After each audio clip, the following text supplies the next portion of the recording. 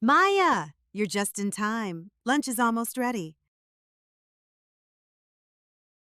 Smells like roast beef. Did Dad help this time? He did more than help. He made the mashed potatoes and set the table. Wow, go Dad. He's really stepping up lately. I'm just glad you made it. You know how much these Sunday lunches mean to me. I wouldn't miss it. I made sure to leave the whole day free. That's so sweet of you. I love having you home on Sundays. I like being here too. Work can wait. This time with the family is more important. That makes me so happy to hear. It's hard to keep traditions going these days. I know, everyone's busy, but I love coming home on Sundays, seeing you, eating your cooking, hearing Dad's bad jokes. Speaking of bad jokes, your Uncle Mike is coming today too. Oh no, I better sit far from him or I'll be laughing through lunch. Don't worry. I put him next to Grandpa. They'll entertain each other. Smart move. So, how's everything at home?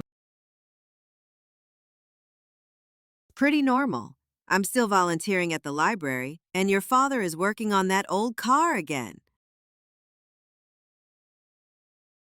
That car will never run, Mom. You know that, right? Don't say that. It gives him something to do, besides reorganizing the garage every week. Fair enough.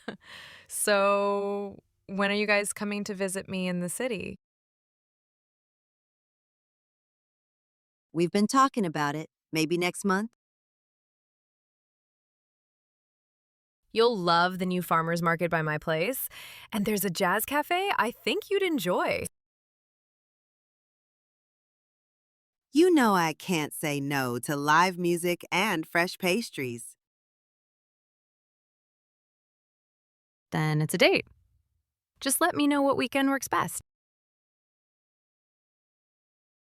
Deal. Now help me set the table before everyone gets here.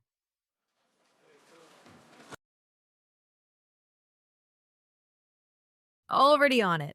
And, Mom, thanks for always keeping this tradition alive.